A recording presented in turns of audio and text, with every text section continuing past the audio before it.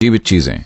खाना एक जीवित चीज है। अगर ये जीवित नहीं होता तो ये हमारा पोषण नहीं करता। जगहों पर हो सकते हैं जहां ऐसा करना संभव नहीं है, तब प्रोसेस्ड फूड और फ्रोजन फूड ठीक हैं। अगर आप पूरी जिंदगी सोते हैं तो आप स्वस्थ हो सकते हैं, लेकिन आप में शायद जीवन ही ना हो।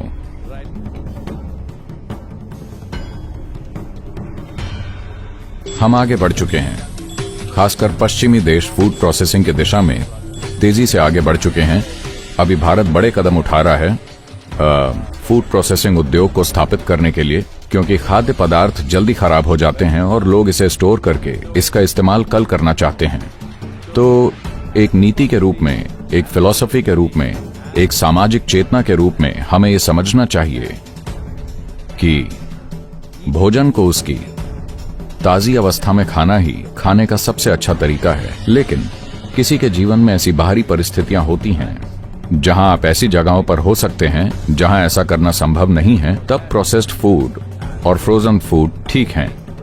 लेकिन अगर हम रोजाना इसका सेवन करेंगे तो बहुत सी परेशानियों का सामना करना पड़ेगा। आप जानते हैं कि योग परंपरा में ये हमेशा इस तरह होता है। अगर आपको कोई सब्जी खानी है तो उसे आज ही पौधे से तोड़ा जाना चाहिए। कुछ घंटों के भीतर उसे पकाया जाना चाहिए। एक बार पकने के बाद आपको उसे अधिकतम 90 मिनट के भीतर खा लेना चाहिए। आप कभी पुराना रखा हुआ खाना नहीं खाते, क्योंकि सभी जीवित चीजें, खाना एक जीवित चीज है। अगर ये जीवित नहीं होता तो ये हमारा पोषण नहीं करता। ये हमारे लिए जीवन का आधार या जीवन बनाने वाली सामग्री है। ये बस एक और उत्पाद नहीं है। तो ये सब जीवन से मृत्यु की ओर या मृत्यु से जीवन को फिर से बनाने की ओर बढ़ रहा है। ऐसा हर समय जीवन के हर स्तर पर हो रहा है। पूरी प्रक्रिया जिसे हम जीवन कहते हैं, वो जीवन और मृत्यु के बीच का चक्र है। हम जीवन को एक गतिशील प्रक्रिया के रूप में देखते हैं, मृत्यु को जड़ता के रूप में। अगर कोई अभी निष्क्रिय हो जाता है, अगर हम उसे कुछ चुभोते हैं और वो सक्रिय हो जाता है, तो हम कहते हैं वो सो रहा था। अगर कोई निष्क्रिय हो जाता है, अगर आप उसे चुभोते हैं और वो नहीं उठता, लेकिन काफी चिकित्सा उपचार के बाद वो जाग जाता है, तो हम कहते हैं वो बेहोश या वो कोमा में था। लेकिन अगर कोई निष्क्रिय हो जाता है और हम चाहे जो भी करें, अगर वो वापस नहीं आता, तो हम कहते हैं वो मर चुका है। तो असल में मृत्यु जड़ता है।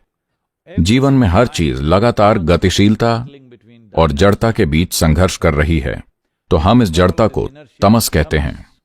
तो एक बार जब आप भोजन को, खासकर पके हुए भोजन को, कुछ समय के लिए छोड़ देते हैं, तो उसमें जड़ता आ जाती है। हो सकता है कि आपको कुछ महसूस ना हो, बस आपकी नींद की मात्रा बढ़ सकती है।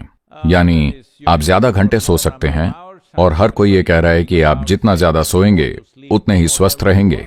बेशक क्योंकि अगर आप पूरी जिंदगी सोते हैं तो आप स्वस्थ हो सकते हैं, लेकिन आप में शायद जीवन ही ना हो।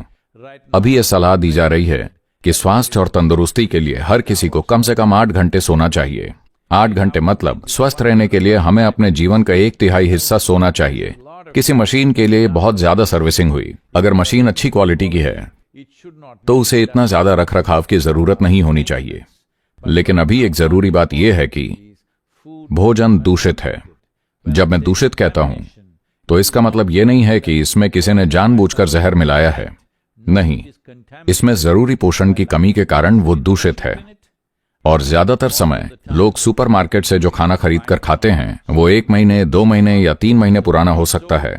और अगर वो उसे घर ले भी आते हैं तो फिर वो घर में रखा रहता है। और आज ये दिखाने के लिए कई सारे अध्ययन हैं। मैं खास तौर पर ताजा खाने पर जोर इसीलिए दे रहा हूं क्योंकि प्रोसेस्ड फूड और बहुत ज्यादा जड़ता वाले भोजन का सेवन करने से कब्ज होता है।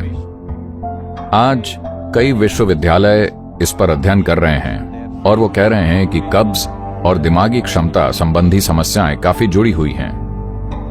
लेकिन कुछ ऐसे डॉक्टर और प्रकाशन हैं जो कह रहे हैं कि रोजाना दिस विक्टोरियन आइडिया अपने मलाशय को खाली करने का ये विक्टोरियन आइडिया वाकई जरूरी नहीं है। अगर आपका पेट हफ्ते में 1 या 2 बार भी साफ होता है तो ये काफी है। ऐसी बातें करना खतरनाक है। बात बस इतनी है कि आप मरेंगे नहीं, लेकिन अगर वेस्ट मटेरियल शरीर में लंबे समय तक रहता है तो शरीर में हर चीज कमजोर हो जाएगी। जरूरत से ज्यादा प्रोसेस्ड फूड खाना, ज्यादा नॉनवेज खाना, in the food, all these things will bring constipation, and today world is suffering from various kinds of psychological derangements. इन सब चीजों से कब्ज होता है और आज दुनिया कई प्रकार की मनोवैज्ञानिक समस्याओं से पीड़ित है और 50-60 वर्ष से अधिक उम्र के लोगों में बोध में गिरावट एक बहुत बड़ी चुनौती है। न्यूरॉन्स के पुनर्जनन और बोध के स्तर को सिर्फ अपने खाने के तरीके को बदलकर काफी बढ़ाया जा सकता है और सिस्टम अपनी गति से कमजोर नहीं होगा, क्योंकि अगर भोजन में सत्व का एक खास स्तर है या आपके भीतर जीवंतता का एक खास स्तर है तो पुनर्जनन प्रक्रिया बहुत तेज होगी। इस बात के बहुत से प्रमाण इकट्ठे हो रहे हैं कि पार्किंसंस की शुरुआत आंत से होती है और आंत में मौजूद छोटे मस्तिष्क एंट्रिक नर्वस सिस्टम के साथ सबसे पहले संपर्क करने में सूक्ष्म जीवों की बड़ी भूमिका होती है। अल्जाइमर रोग में ये उतना ही जटिल है, लेकिन अब इस बात के बहुत पुख्ता प्रमाण हैं कि हमारी आंत और उसमें रहने वाले सूक्ष्म जीवों के बीच ये इंटरैक्शन या लेन देन होते हैं। और फिर पता है, आप इसे और आगे बढ़ा सकते हैं और जिस तरह का भोजन हम खाते हैं और जिस वातावरण में हम इस भोजन को उगाते हैं उसका संबंध कुछ सबसे गंभीर बीमारियों से है जिनका हम अगले 50 वर्षों में सामना करने जा रहे हैं, क्योंकि लोग बूढ़े हो रहे हैं और ये न्यूरो डिजेनरेटिव बीमारियां तेजी से बढ़ रही हैं। इतना ही नहीं, हम भोजन कैसे खाते हैं ये भी एक महत्वपूर्ण पहलू बन जाता है। अगर हम इस बात पर ध्यान नहीं देते कि हम जो खाना खाते हैं उसके प्रति कैसा रुख अपनाते हैं तो इसका भी असर पड़ता है। अमेरिका के कुछ विश्वविद्यालयों में कुछ बेहतरीन अध्ययन हुए हैं जो इसे दर्शाते हैं। ये शायद 80 के दशक के मध्य की बात है जब उन्होंने ये अध्ययन किया। खरगोशों के अलग अलग समूहों को बहुत अधिक कोलेस्ट्रॉल वाला भोजन खिलाया गया। वो देखना चाहते थे कि क्या उन्हें हृदय संबंधी समस्याएं वगैरह होंगी, और जब उन्होंने उनकी जांच की तो पाया कि सबको हृदय संबंधी समस्याएं हो गई थीं, सिर्फ खरगोशों के एक ग्रुप को छोड़कर।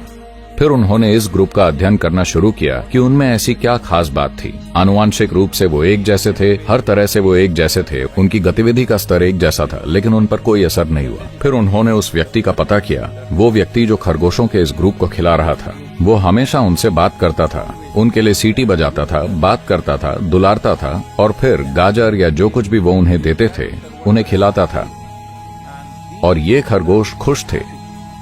चूंकि वो खाते समय खुश थे, इसलिए भोजन में कोलेस्ट्रॉल की मात्रा ने उन्हें प्रभावित नहीं किया। तो ये समझना बहुत जरूरी है कि हम भोजन को किस भाव से ग्रहण करते हैं, क्योंकि हमारे भीतर एक बुद्धिमत्ता है जो इस पूरे शरीर का निर्माण करती है। ये शरीर और मस्तिष्क भीतर से निर्मित होते हैं। हम जो रोटी खाते हैं वो शरीर और दिमाग बन जाती है। तो इस तरह की बुद्धिमत्ता मौजूद है। उसके संपर्क में रहना, हर चीज को उस दृष्टिकोण से देखना एक बड़ा अंतर लाएगा।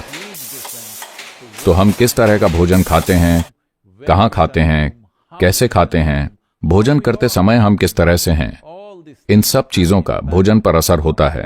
मैं जानता हूं कि इसके कुछ ही पहलुओं को रेगुलेशन से तय किया जा सकता है, बाकी को हमारी चेतना से तय करना होगा।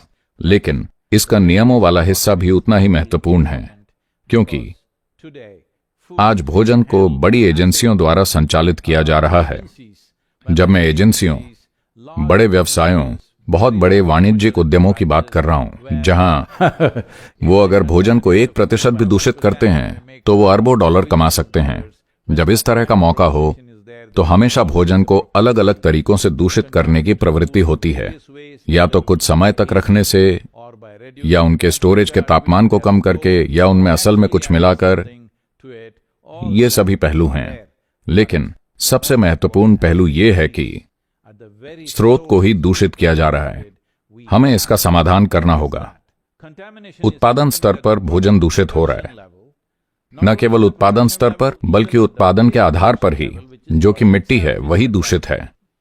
तो जब हम दुनिया में ऐसी स्थिति पे पहुंच गए हैं जहां हमने अपने जीवन के स्रोत को ही कई तरीकों से दूषित कर दिया है या उसे कई तरीकों से कमजोर कर दिया है, तो अब समय आ गया है कि जब भोजन पर रेगुलेशन बनाते समय उत्पादन के तरीके, उत्पादन के साधनों और उत्पादन के स्रोत को भी निश्चित रूप से इस दायरे में लाया जाना चाहिए।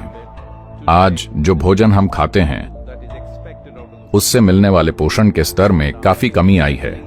और चूंकि हमारी अर्थव्यवस्था मार्केट द्वारा तय होती है, इसलिए वाणिज्यिक ताकतें हम पर शासन करती हैं। इस वजह से वनस्पति जीवन की विभिन्न प्रजातियां जो हम खाते थे, उनकी संख्या घटकर बस 12 से 15 रह गई है। लगभग 100 साल पहले हम वनस्पति जीवन की 200 से 230 प्रजातियां खा रहे थे। आज हमारी अधिकांश आबादी वनस्पति जीवन की सिर्फ 12 से 15 किस्में खा रही हैं। ये विविधता मानव जीवन को बनाए रखने के लिए पर्याप्त नहीं है। ये एक ऐसी स्थिति है जहां हर कोई इस निष्कर्ष पर पहुंच गया है कि सप्लीमेंट्स के बिना आप जीवित नहीं रह सकते, क्योंकि भोजन पर्याप्त अच्छा नहीं है। हाँ, इसका एक हिस्सा सच है। दुर्भाग्य से भोजन पर्याप्त अच्छा नहीं है। ऐसा इसलिए है क्योंकि मिट्टी पर्याप्त अच्छी नहीं है, और जब मिट्टी पर्याप्त अच्छी नहीं होती तो हमें समझना चाहिए मिट्टी, भोजन, शरीर एक ही चीज के 3 रूप हैं, वो अलग नहीं हैं। तो नियम बनाने वालों को नियमों के दायरे को बढ़ाना होगा और साथ ही मानवीय चेतना को भी ऊपर उठाना होगा, ताकि लोग इन चीजों के बारे में सचेतन हो जाएं। नियमों से ज्यादा अगर बाजार सचेतन हो जाता है तो ये स्वाभाविक रूप से कई अलग अलग तरीकों से उत्पादन इकाइयों को रेगुलेट करता है। बाजार ऐसी किसी भी चीज को अस्वीकार कर दे जिसका उत्पादन अच्छा न हो या जो अच्छी क्वालिटी का न हो, वो भी इसका एक हिस्सा है। तो रेगुलेशन बस नियम और कानून बनाने तक ही सीमित नहीं रहना चाहिए। इसे बड़े पैमाने पर लोगों को शिक्षित करने की दिशा में भी आगे बढ़ना चाहिए, सार्वजनिक शिक्षा, ताकि रेगुलेशन बाजार की तरफ से हो सके और उपभोक्ता की तरफ से भी हो सके।